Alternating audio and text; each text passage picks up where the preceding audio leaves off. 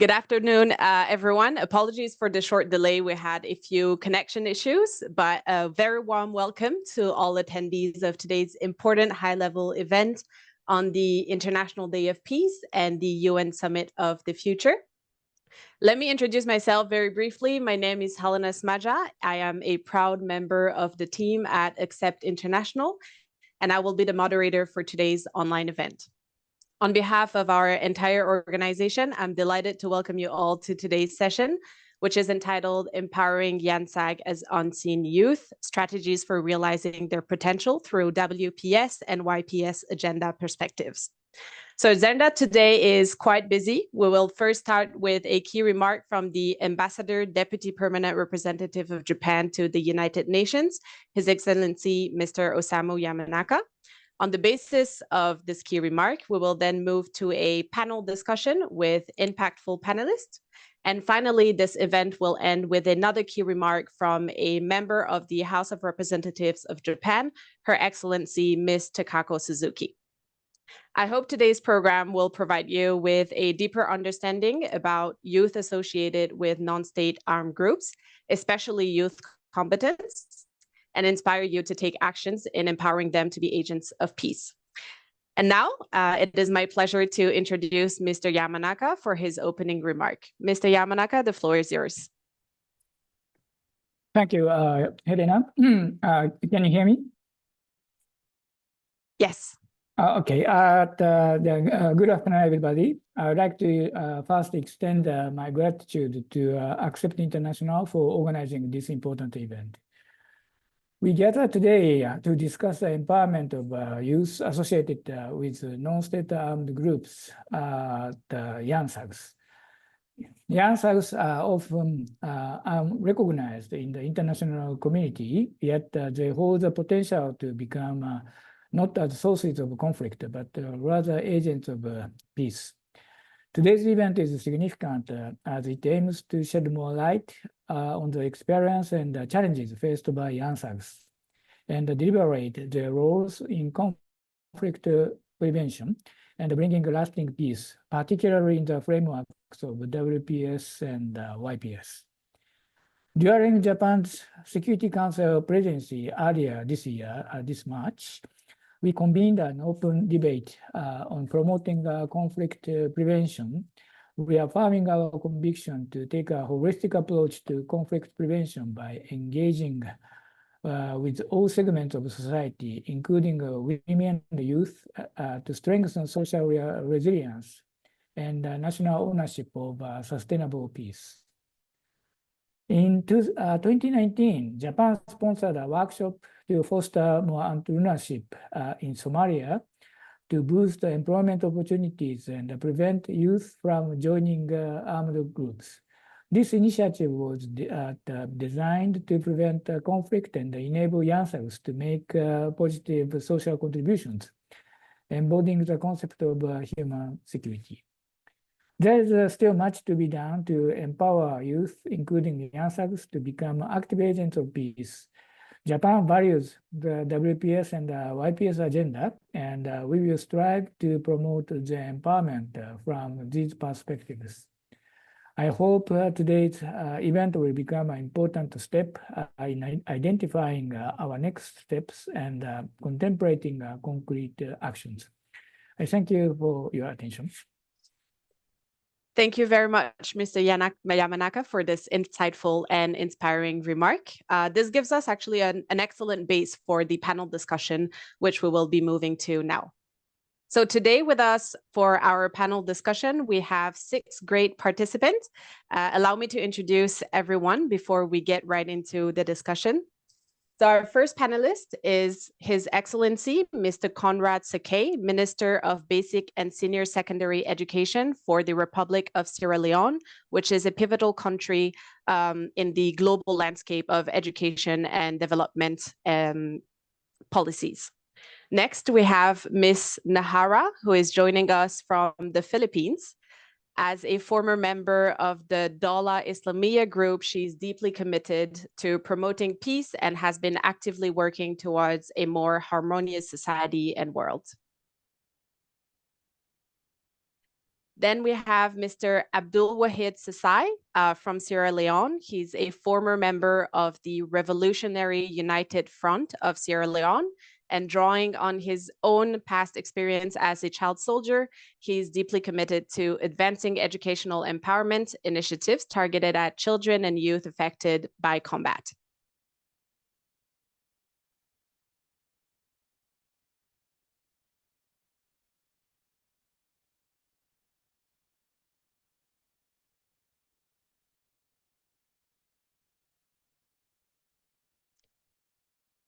Do we have Mr. Abdul Wahid Sasai on video?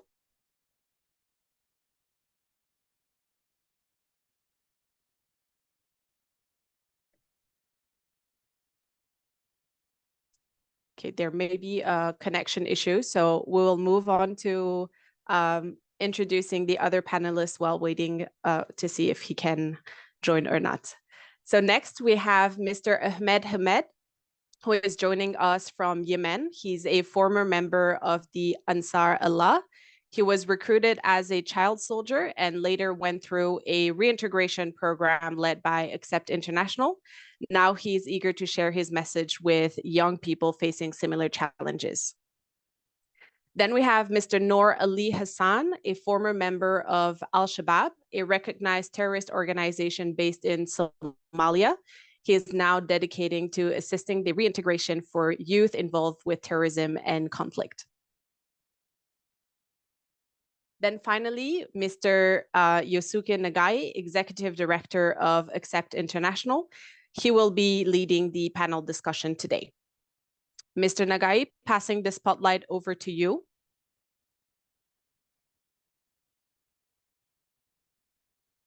Yeah, thanks, Erna. So can you hear me now?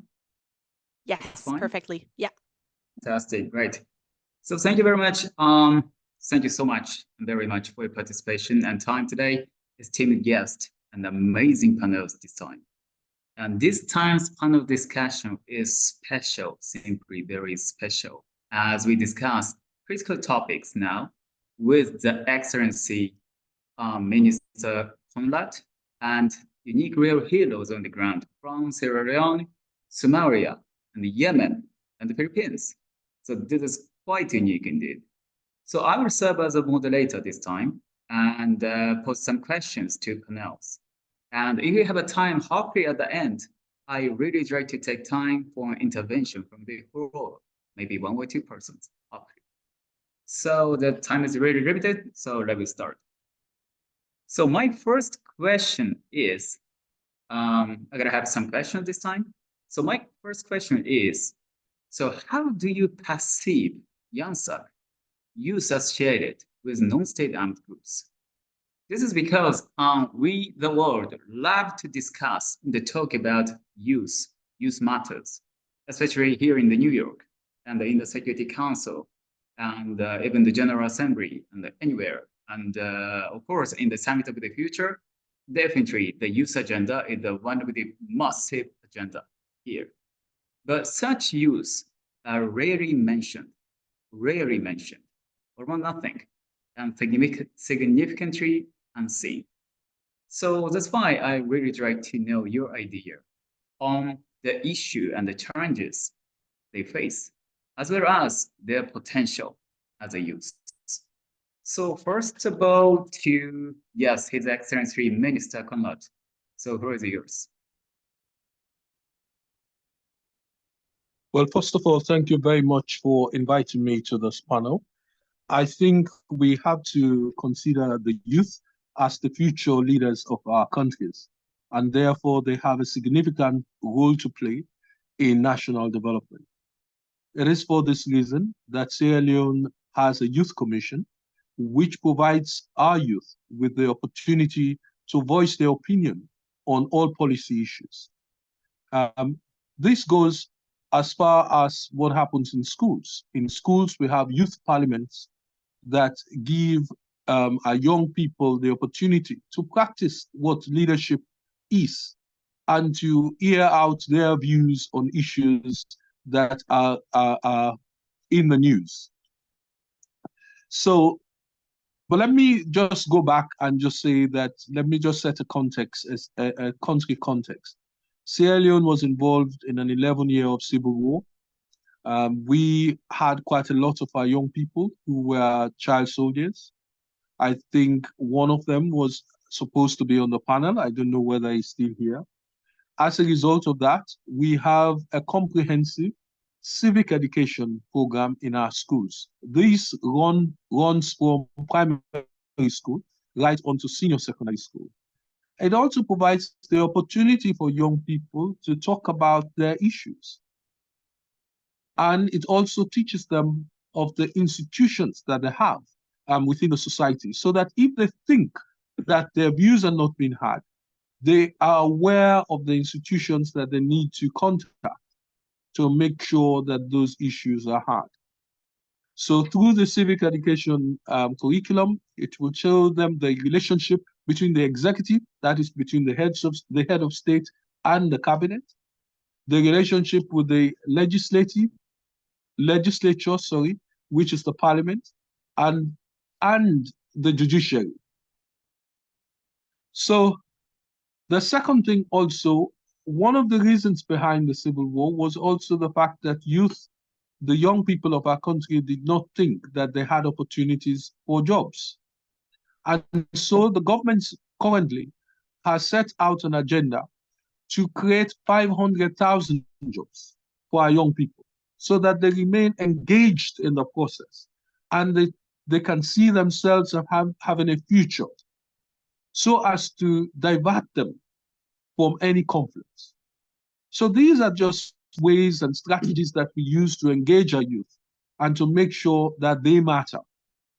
As a matter of fact, in my delegation, we have a member of a youth group that I brought into UNGA, the United Nations General Assembly.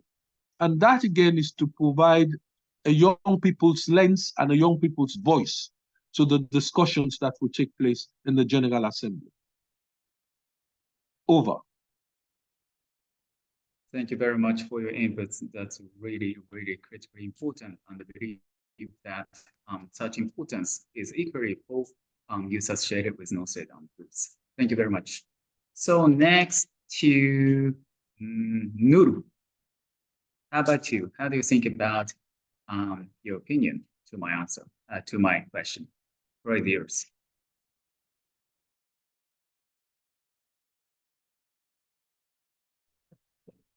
Okay, I'm greeting all of you.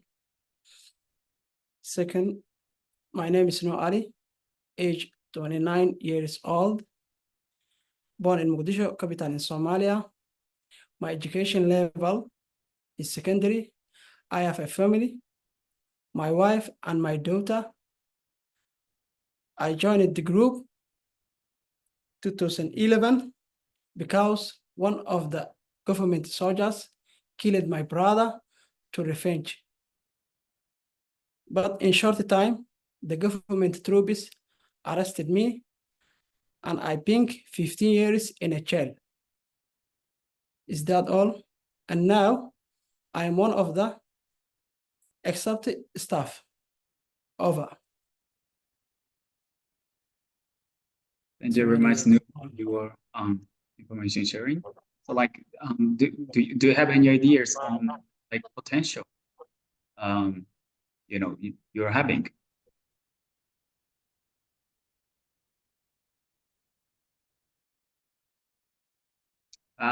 Yeah, it's fine. All right, Nuru. So the later is I will pose another question to you. So thank you. So next, okay, to Nahla. So can you hear me, Nahla? So the floor is yours. Yes, peaceful day, everyone. It's actually midnight here in Philippines. I am Nahara Khairia, a young aspiring peace hero from the Philippines. I was a former member of Dola Islamia here in Philippines, specifically here in Mindanao. So before I answer the question, allow me to give a brief but concise background story of the situation of us returnees, specifically here in Marawi, Philippines. Me, along with the other rescued friends, are staying here in temporary halfway house, where we are required to stay until the reintegration program finishes. Our life here in the temporary house, temporary halfway house, is bearable but quite disheartening because we lack of reliable water supply and our comfort rooms are frequently clogged. Financial support for our personal needs is insufficient, and the reintegration program has yet to begin. Although we have been here for over a year, our situation remains largely unchanged. Despite promises of assistance, our predicament persists, leading to feel abandoned and sometimes diminishing our hope for a fresh start. Nonetheless, it is somewhat bearable as the armed forces of the Philippines extend their utmost efforts on seeking help and assistance for us. They would try their best to attend on our needs as much as they can. They've shown us utmost respect, especially on our cultural practices. That is why they call us rescued friends instead of former violent extremists, as their way of respecting us. As we have advised them that leniency and kindness towards us will have a great impact on establishing a good relationship with them and the mainstream. And there's also an organization named Teach Peace, Build Peace movement initiated an aftercare program for us, which helped us cope from the traumas and pain we need to heal from. And recently, they started a kamustahan session, which is done once a month to check on us about any progress on our psychosocial development. These experiences and treatment from both the AFP and the Teach Peace, Build Peace movement left a significant impact on us returnees. But aside from that, we actually rarely receive any assistance from people or organizations that promised us help. So let me proceed on my answer regarding the question. As a member of YANSAG, I believe our exclusion from key international frameworks limits our ability to address the unique needs of youth and women returnees. This exclusion keeps us from accessing the resources, partnerships, and support that are vital for developing and implementing meaningful projects. If this continues, we risk losing the important perspectives and contributions of youth and women returnees who have the potential to play a vital role in building lasting peace and security both in local and international community. And I believe that the root of these challenges is the lack of resources and support, which stems from our exclusion from international agendas. By addressing this, YANSAG can help ensure that youth and women returnees are included in important discussions on peace and security. With more inclusion, YANSAG can build stronger connections with other organizations, governments, and stakeholders, leading to greater support, more effective reintegration programs, and a stronger impact in creating a peaceful future for all. That will be all. Thank you. Thank you very much, Nahala. It's really touching. Super, super, super important message to now indeed. Like female returnees, the female YANSAGs, even like a WPS agenda, even any kind of global agenda on females, women's, such females are really unseen. What really left out. So you are the key, I think. Thank you very much for your input. Amazing. So lastly, it's to Ahmed. So he is the youngest one this time. He's now like 17 years old, right? And a high school student. So where is yours, Ahmed? Okay. اسمي عبد اسمي أحمد حامد. أنا من الأعضاء اليمن من يانساج اللي تم اختيارهم، وأنا الحين هنا بصفتي ممثل لهم حتى. فإن شاء الله بتعاون معاكم قدر الإمكان. طبعا عمري 19 سنة. Okay, he is Ahmed Hamid from Yemen as a member of YANSAG, Yemen. He's excited to be here today with you all, and he said that he's trying to do his best. He knows that he's still young, but he has passion to do something in the future. And actually, he's 19 years old. Okay. Yeah. Do you have any ideas? But the question, yes, he will let him to talk a little bit about Rick's question.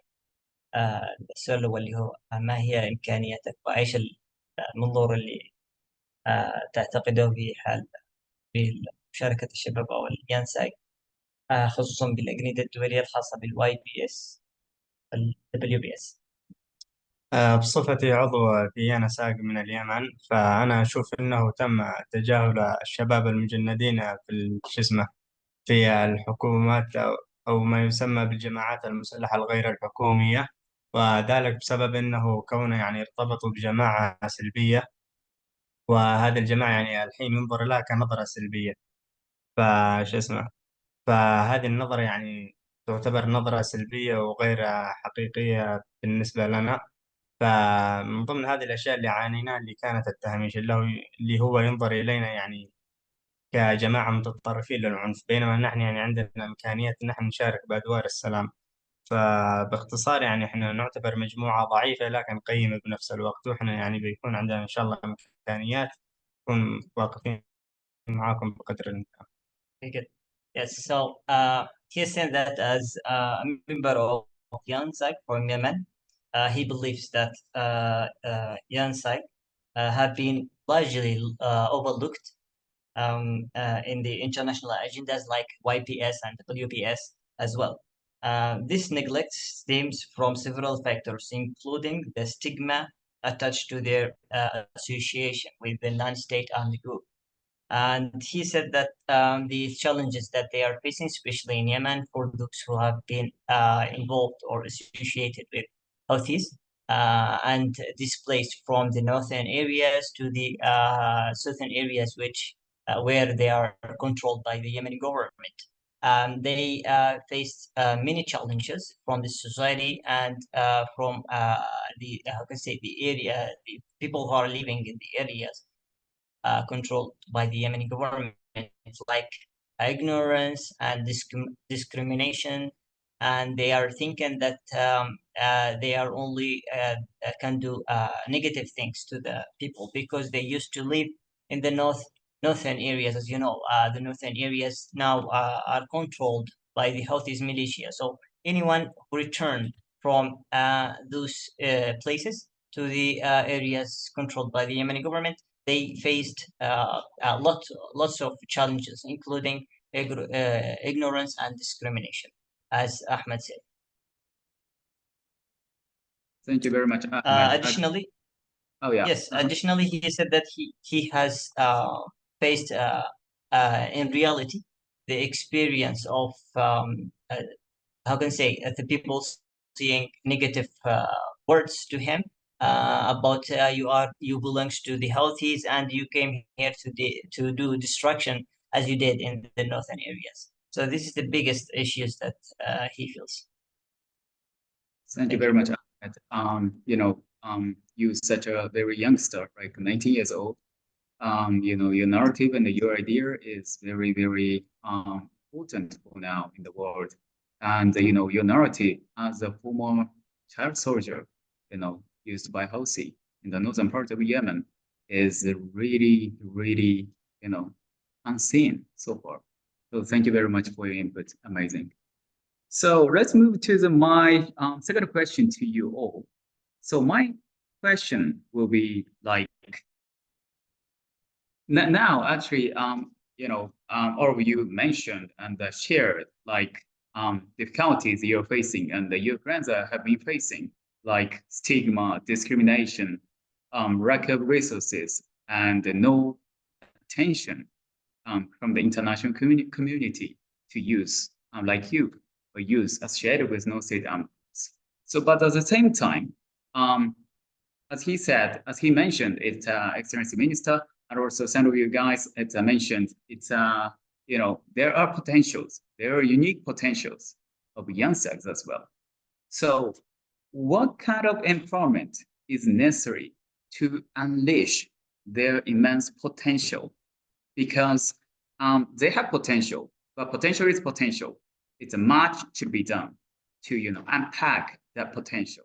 So what should we do? What should we do now for that empowerment? What kind of empowerment should we do?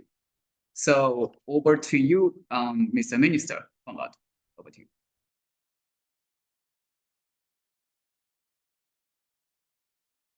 Yes, I think in the case of Sierra Leone, let me just give you a context.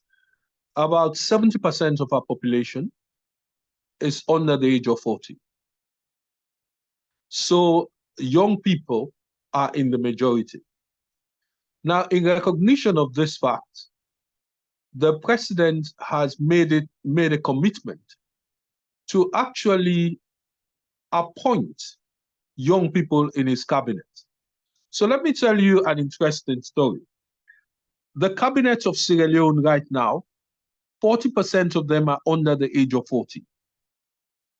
The chief minister, who is the equivalent of the prime minister in Sierra Leone, is also under the age of 40.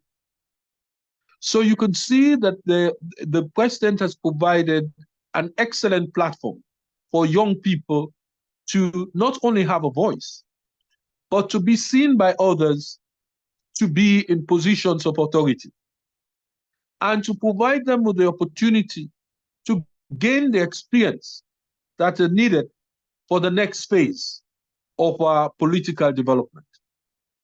So this is the potential that is available across the globe. But it will require what I will call political will. In the case of our president, he has decided that this is what he wants to do. And let me say this, I sit in the cabinet with the young people, they bring out quite a lot of ideas. So even though I'm much older, I learn from them. And I'm sure they learn from me too. That's what makes the position very, very, very, very dynamic. So I just thought I should share that. Over. Thank you very much for your input. That's really important. And actually, you know, for many countries now in the world, the case of Sierra Leone, your country, it's a really success story, by the way, is super, super important. We really have to learn more. And currently, your policy in terms of education is reading the world. So thank you very much for your input. So next over to, well, Nuru. Raise yours. What kind of empowerment should we do to unpack your potential and the potential of YANSAG? Okay,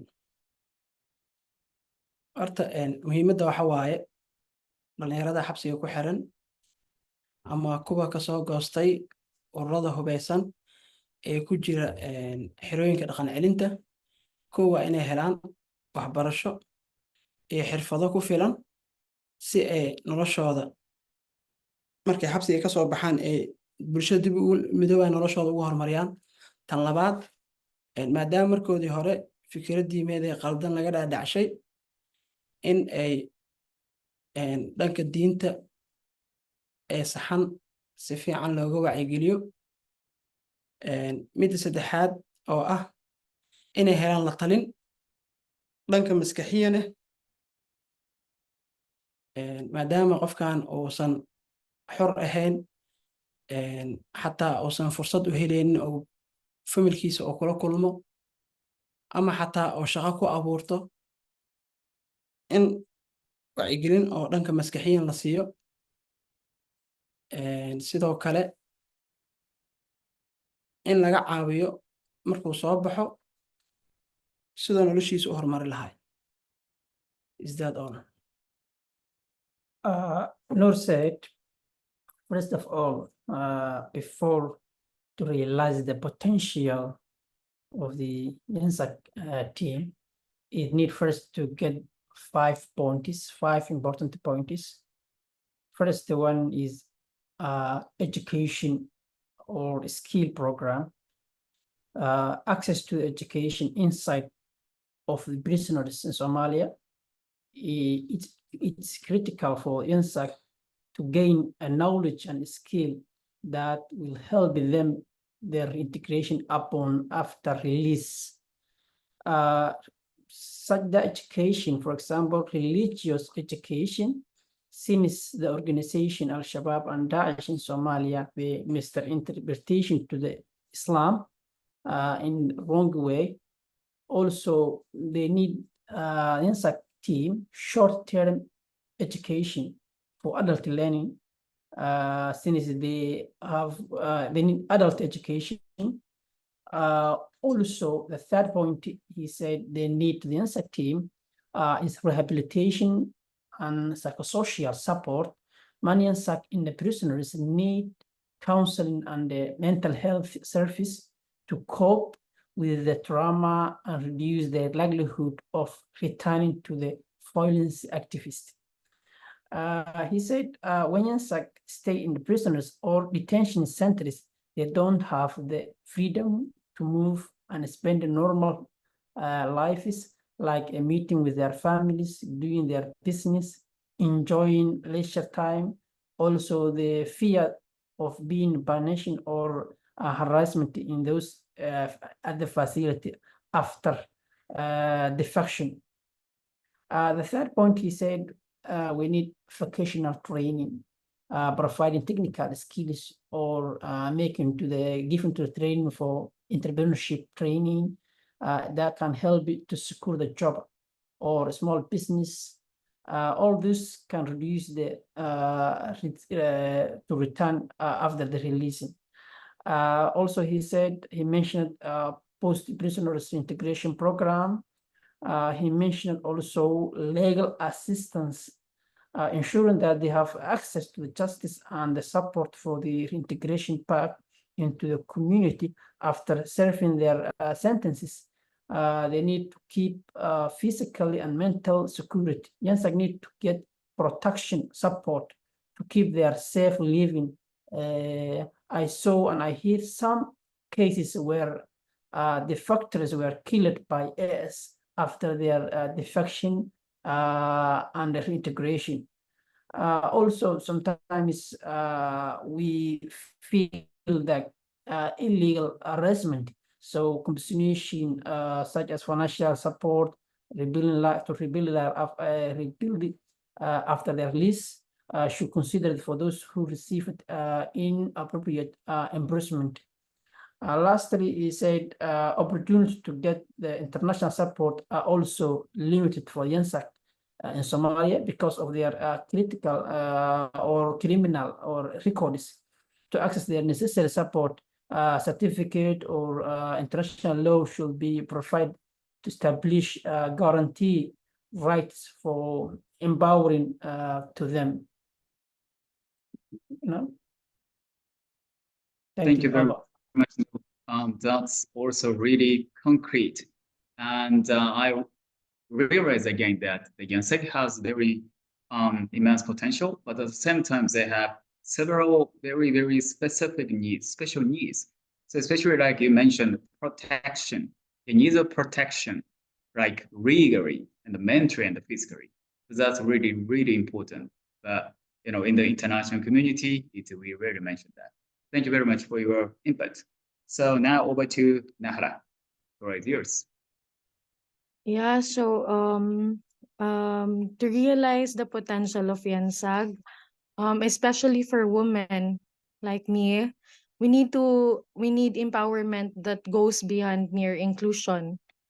We need skills training, psychosocial support, and real opportunities to participate in peace building.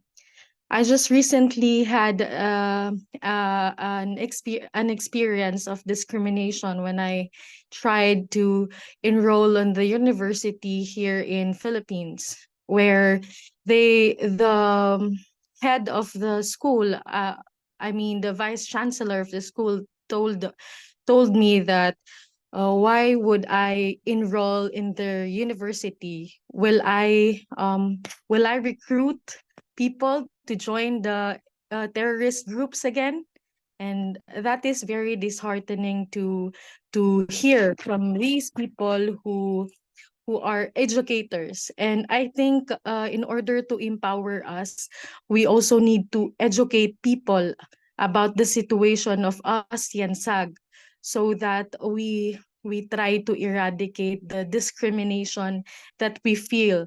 The very reason why we don't want to, we fear to go back to the mainstream is because one of the reason is the security and the discrimination that we might experience in the mainstream.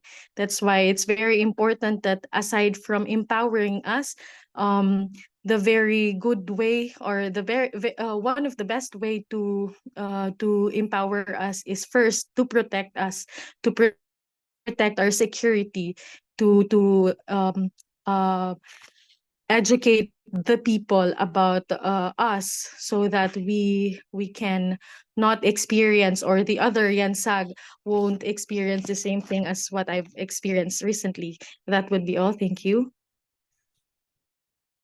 Thank you very much. Always your idea is clearly and critically important.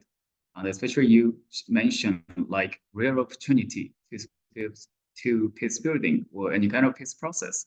So like in New York here, it's everyone are just talking about youth engagement and the youth participation into the peace building. It's no doubt at all.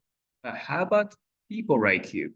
So actually, I'm always thinking that the young people like you need to come here and they need to join in any kind of high-level meetings or any kind of it's a peace building meetings. But in reality, you mentioned the framework, international framework is really excluding it's you.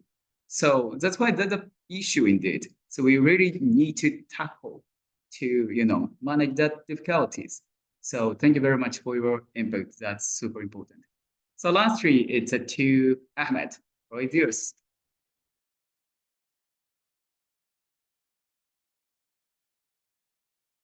Maybe you are muted. Unmute, please. Yes, sorry. Yeah.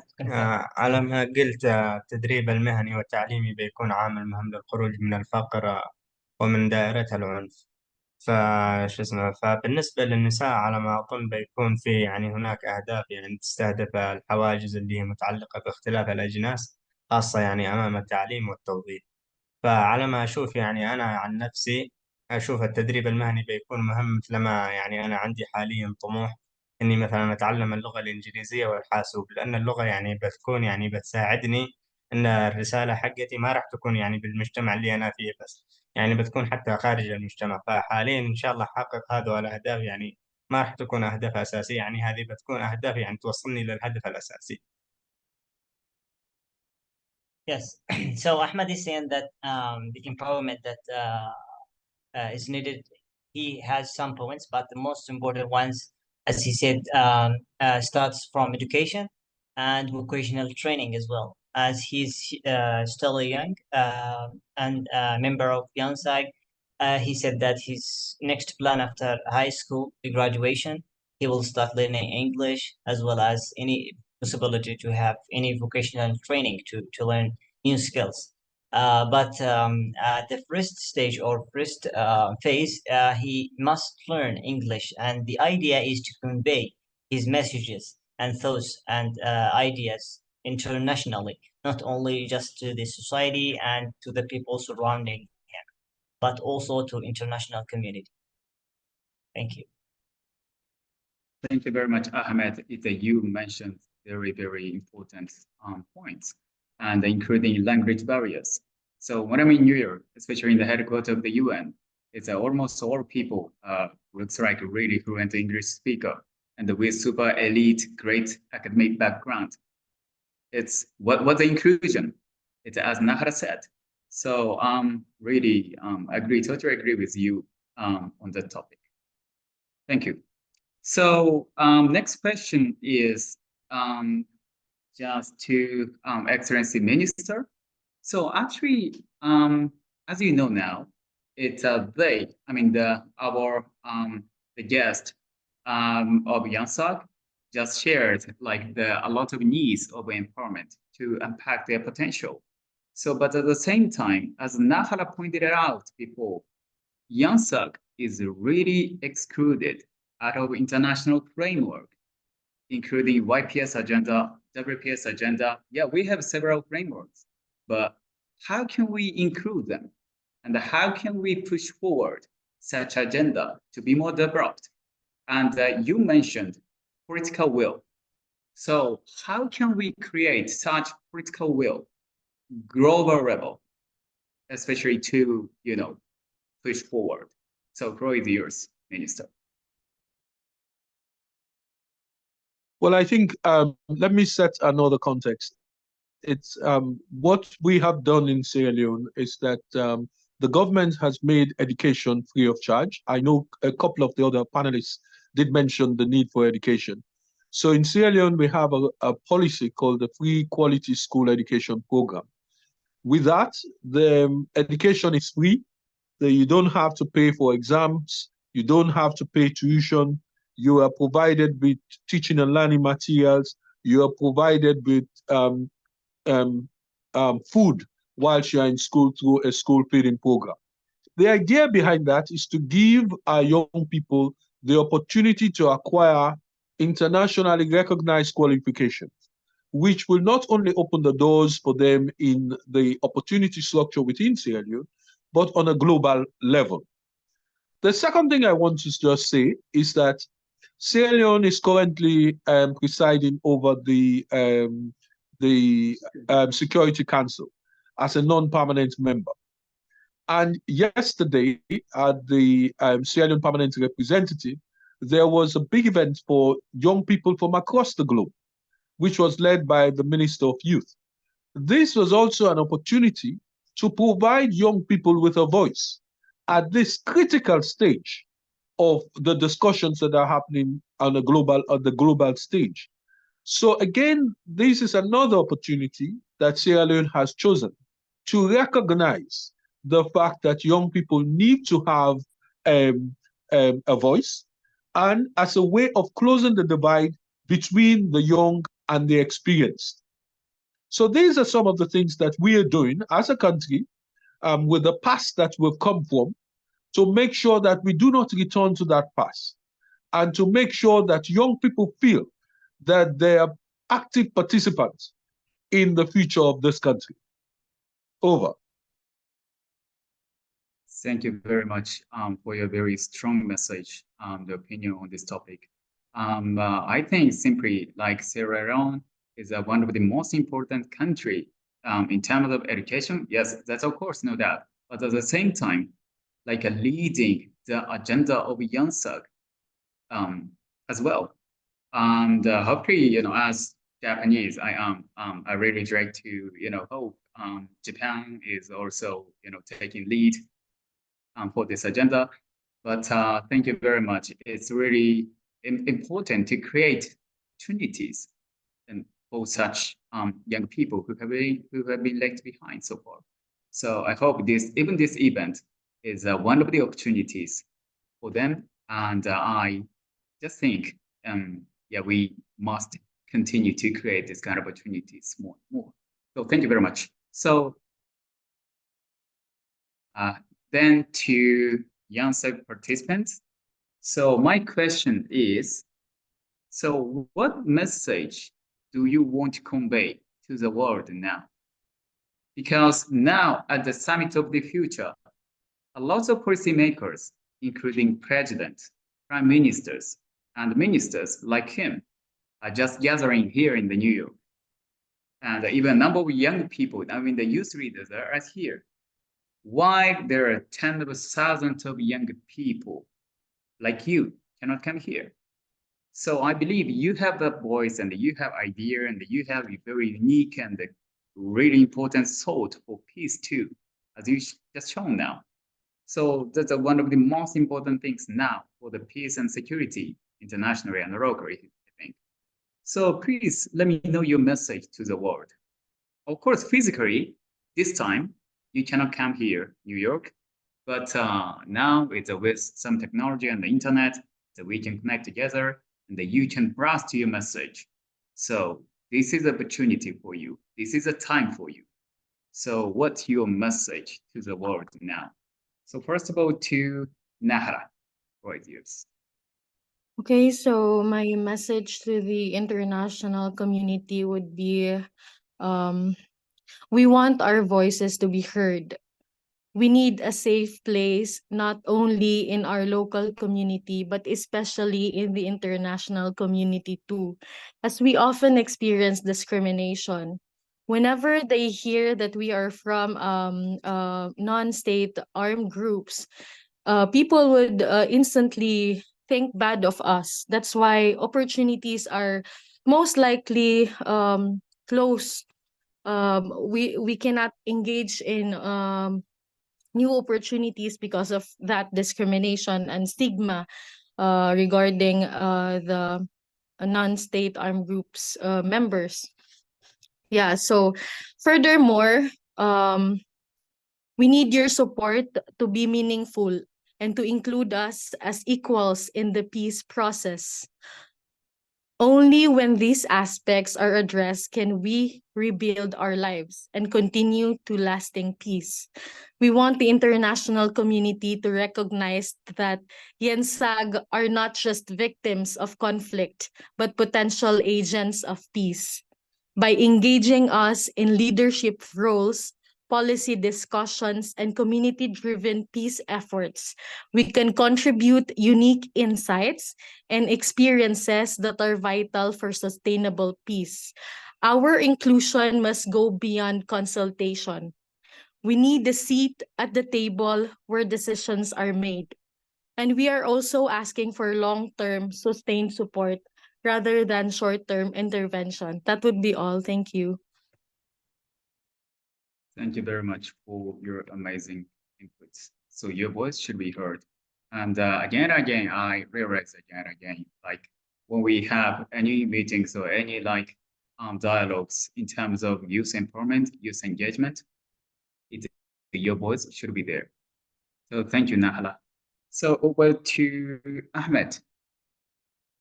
How do you think? أنا أشوف إنه لازم يكون في منصات يعني اللي يمكننا إن إحنا نشارك تحدياتنا وخبراتنا والأشياء اللي يعني هي موجودة فينا. ف... فأشوف إنه يعني فقط من خلال الاستماع إلى المتضررين يعني بشكل مباشر بيكون أفضل، لأن إحنا يعني طالما كنا نعاني إن إحنا ندور بس فقط يعني الطرف يستمع لنا ويفهمنا. فإن شاء الله يكون هذا الشيء جدا مهم ويكون موجود. فشو اسمه فإحنا يعني باختصار نريد الدعم والشمول، لأن نحن يعني لسنا فقط لسنا مجرد إنتاج للصراع، يعني إحنا لسنا مجرد يعني إنتاج للصراع موجود بسبب الصراع، يعني إحنا عندنا إمكانيات إن إحنا نكون محركات رئيسية للسلام. فهذا الشيء إن شاء الله بيكون جدا مهم مشان يعني يتم إعادة دمجنا في المجتمع وشفائنا وممارسة حياتنا اليومية وتحسينها. Okay, great. Yeah, so Ahmed's message is very important, and he said that YANSAG's voices have not been heard for a long time. If they try many times to say or explain their intentions or ideas to the world, but nothing happened. Because of that, and he said that they are not the world have to believe that the YANSAG, they are not just products of violence or conflict. They are also human beings. They are human beings as well, and they have rights, and they can do something positive to the world, and they can also improve themselves, and they say that if they have even previous mistakes in the past, they can solve them positively. So his idea is that to create a platform, direct platform for YANSAG's members to convey their messages to the world, to the international community, So through this platform, they can have a direct line to the international community to convey their messages, challenges, voices, any ideas or suggestions to the world.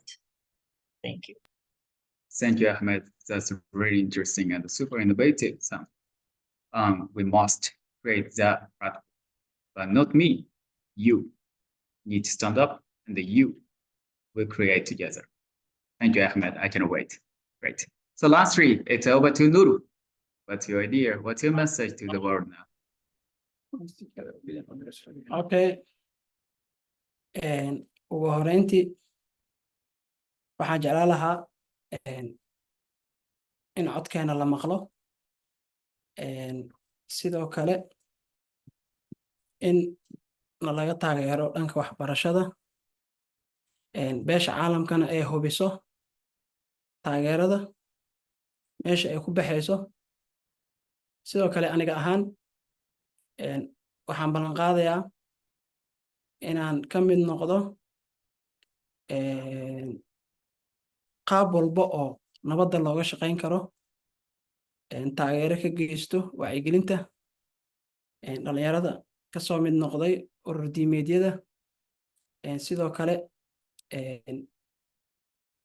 waxaan dhalinyarta dalkayga iyo kuwa caalamkaba diyaar u ahay inaan kala taliyo ama aan kala hadlo faa'iido darada ay nabad darada leedahay iyo faa'iidada nabadda ay leedahay. Sidoo kale waxaan jeclaan lahay maadaama fariinteeda ay gaarayso caalamka intiisa badan in dhalinyarada faquuqa loo geysanayo ee ka soo mid noqday ururada hubeysan in laga taageero si ay dib bulshada ula midoobi lahaayeen, in lagu caabiyo wax kasto oo noloshooda ay ku horumari karaan, in laga hortago wax kasto oo ku kalifaya inuu dib ugu laabto qaladkii shalay uu sameeyey. Is that all? Noor said, my message is YANSAG youth, they are suffering some problems after their accept to the amnesty, such discrimination, some limitation of the travel, some limitation of access of the top positions of the international positions, and also government said, we believe we can be agent of peace. We can become agent of peace because YANSAG are vital in the peace building process due to their deep understanding of the local conflicts and the international conflicts.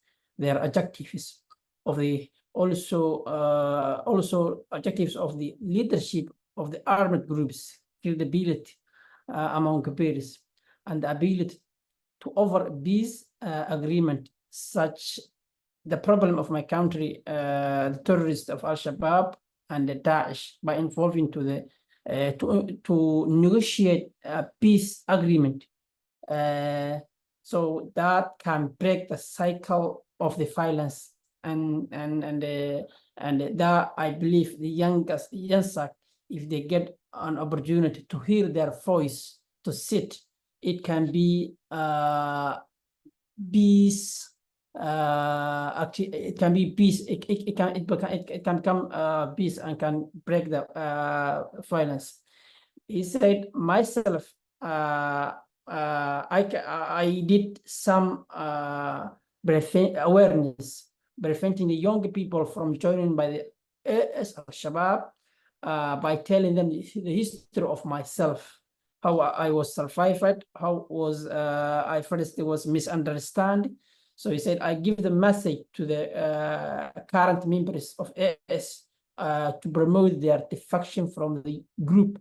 I have engaged many times radio interviews, and I have conveyed my message to them, like if you stay in the group, hardship you are suffering from, and you will continue. That also hindering your potential as youth and peace in our country.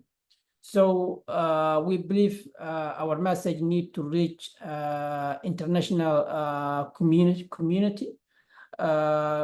He said we can be also accountable to. He said it's good to inclusion effort. That international partners must be responsible for their promise and action of supporting to the YANSAG. This including flowing through on the commitment to peace, security, and the inclusion by ensuring the resources and support to reach or marginalized to the group like YANSAG. I think I summarized it with this. Thank you, No. Actually, like, you know, so far, like, voice of YANSAG should be heard. That it's all of you. It's you know, really mentioning that. At the same time, it's based on the potential you have and the YANSAG have. Like, even you have very concrete and a very innovative idea on conflict resolution, the peace building, and the using their, you know, experience in the past. That's a very unique potential. So you really remind me of that point. Thank you, Nur. So lastly, it's the last question to Excellency Minister. So actually, as you know, and as you understand throughout this panel discussion, it's you know, young people, so-called YANSAG, you associated with non-state-owned groups, have a voice, have ideas, and but at the same time, their idea and their voice, it's already heard. It's especially globally. So, like, what do you want to say, and what kind of message do you want to convey to young people like them? Because it's at this time as a panel, we have 3 amazing YANSAGs, and but at the same time, on this planet right now, there are so many youth combatants everywhere. It's in several countries, in many battlefields. So, what kind of message do you want? Can we, you know, convey to them? So, on this topic, what's your message to such young people now? Over to you.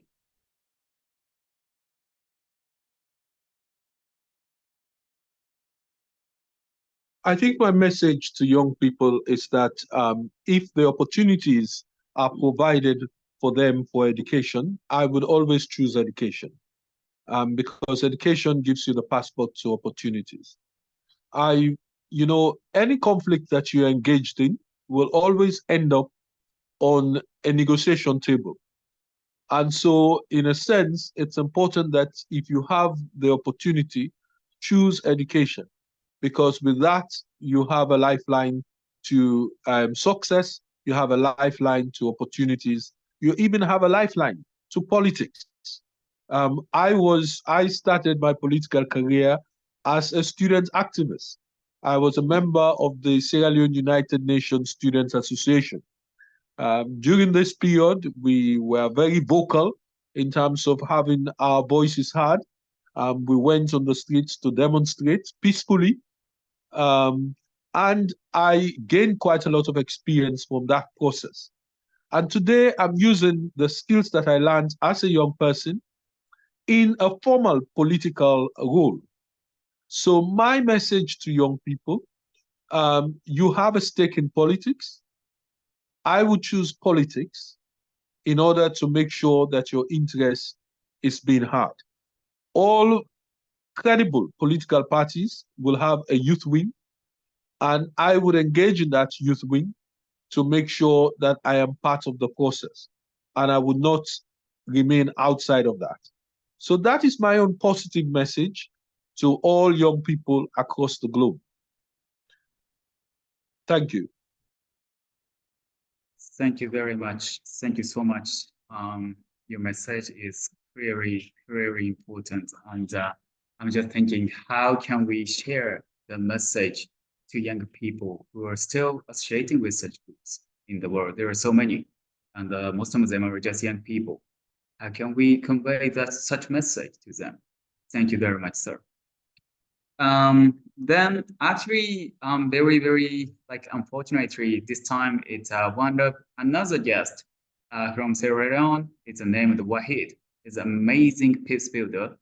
But he cannot join this Zoom meeting due to the very severe internet situation. It's caused by heavy rain today.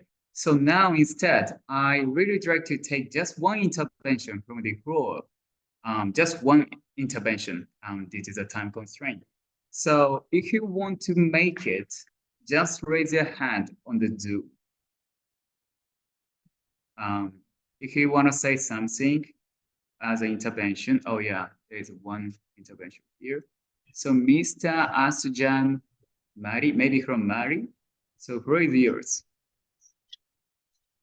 Okay, thank you very much. I hope everybody is hearing me well. Actually, my name is Sheikh Umar Gakou. I am from an association called Association des Jeunes pour l'Agriculture du Mali, which is stand for Malian Youth Association for Agriculture. I would like to thank you for the opportunities and commend you for your good work. So as you know, right now in the Sahel region, we are facing some terrorist groups, and those terrorists are sponsored by outside forces. Unfortunately, they're using youngsters to commit their crimes. Just last Tuesday, Mali, we suffered from some severe terrorist attack, which has cost us the lives of several dozens of young and a huge casualty in some infrastructure. So I am here to just say this message to the youth, especially in the Sahel regions. Do not let you be used by outside forces to commit extreme acts that will destroy not only yourself, but your country. So this platform is the good opportunity for me to send these messages. Outside forces are trying to destroy your countries. Do not let yourself be used to be part of that. I hope this platform will also help to engage those youngsters who are misled into destructive behavior, not only for themselves, but for an entire nation. I thank you very much for your hard work, Accept International, to be able to regroup people from these different countries with different experience is really a way to start engaging the youngsters, because when we are able to bring everybody like this, is really going to be something very impactful. I thank you, His Excellency Minister for Sierra Leone, also for all the experience he shared. Back to you guys. Thank you very much. Thank you, Mr. For your very inevitable and very critical intervention. Of course, you said Sahel region is one of the hotspot of violent extremism now, with very several non-state-owned groups, including designated terrorist organizations. So yeah, I agree with you that it's how can we engage with them? Because I believe it's population, and the majority of such non-state-owned groups in Sahel are also young readers. I mean, they're youth, just young people like you. So how can we engage?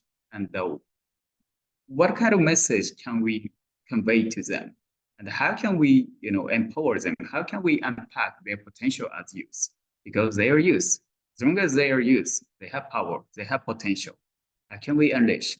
That's our, task indeed. Thank you very much. Very excited to have the intervention from Mari. Thank you. So yeah, thank you very much for all. So now the time is really coming So at the moment of the Summit of the Future, I was really honored to have this discussion today. For me, this is the Summit of the Future. So this is the real Summit of the Future, the real summit of the real young leaders, like my heroes. So thank you very much for your time. And then now, so it is a time to take action. It is a time to take concrete, critical actions to change the situation, to move the mountain, to establish a platform, you said, and to create the political will, and to manage the global framework. Let's do it. This is the time. We can do it. Thank you very much for your time, and thank you very much for your participation. I'm very, very proud of you. Thank you. Great. Over to Edna. Thank you.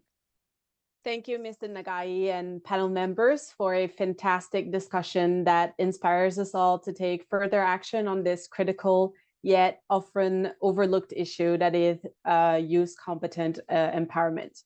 So as we near the conclusion of our event, we will now transition to our closing remark.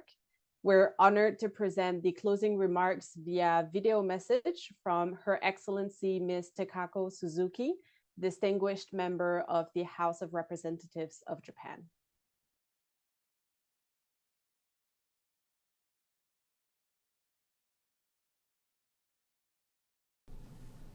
パネリストの皆様、本日この場にご参加をいただいている皆様、日本の衆議院議員の鈴木貴子です。国連にて未来サミットが開催されているまさに今こそ、持続的な平和の実現に関して新たな価値や視座を作っていくタイミングにあります。これまで国際社会の場で見過ごされてきたテロや武力紛争に関わる若者への教育やエンパワーメントについて WPS や YPS の観点から議論する本イベントの開催には非常に大きな意義があることと感じています。現在、国際社会を取り巻く情勢はますます複雑化し、戦争や紛争、テロリズム等が起こり続けています。世界を見渡すと悲しいことにたくさんの暴力と分断であふれています。そういった悲惨な状況に対処し、持続的な平和を実現していくためには、自由で開かれた多国間主義のもと、包括的なアプローチが必要であり、これまで国家間で強固な連携を築きながらさまざまな実践がなされてきました。ただ、いまだその取り組みは十分とは言い切れず、私たちは常に新たなアプローチや可能性を検討し、模索していく必要があります。その一つの鍵として、人間一人一人に目を向けていく姿勢が重要となります。テロや武力紛争に巻き込まれ、戦いに参加させられてしまった子どもや若者に目を向け、私たちは彼ら彼女たちに暴力ではない選択肢を与えていることができているのだろうかということを改めて考えていかなければなりません。この暴力に代わる選択肢として、今こそ教育が大事なのではないでしょうか。英語で教育を意味する education という言葉には、その語源に引き出すという意味があります。教育の力で若者の平和の担い手として生きる力、生きたいと思う気持ち、それらを引き出していく。そして国際社会がそれに一体となって取り組んでいく必要があります。特に平和構築においては、テロや武力紛争に関わる若者を脅威やリスクとして捉えるのではなく、未来を担い、平和を担う存在として捉えることが何よりも重要となります。この意味で、アクセプトインターナショナルの排除するのではなくて、受け入れるという姿勢は、平和構築の課題の本質をつくものであり、可能性に満ち溢れたアプローチです。国連ではこの分野において WPS や YPS という非常に重要なアジェンダがあり、これに基づくアプローチを模索してきました。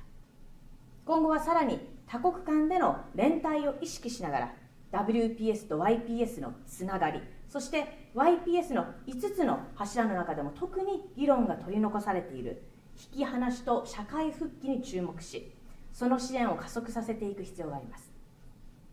日本は人間の安全保障という概念のもと、これまで人間一人一人の存在の視座を大切にしてきました。人道危機がいまだに引き起こされ続けている現在、人間の尊厳という概念を中心に置いてきました。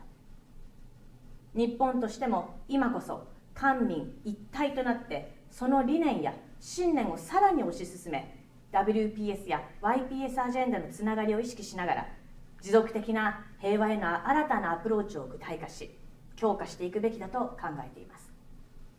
私自身、日本の国会議員、そして自由民主党青年局長として若者一人一人が若者として生きることのできる世界を目指したいと強く思う次第です。アクセプトインターナショナルをはじめとする NGO や市民社会と一体となり、持続的な平和のための必要なアクションについて議論と実践をさらに進めてまいります。今回のイベントがテロや武力紛争に関わる若者一人一人の存在に光を照らす貴重な機会であり、彼女たちへの教育やエンパワーメントに関する多角的な議論が促進されていく新たなる一歩となることを記念しており、また確信しております。皆様ご清聴いただきありがとうございました。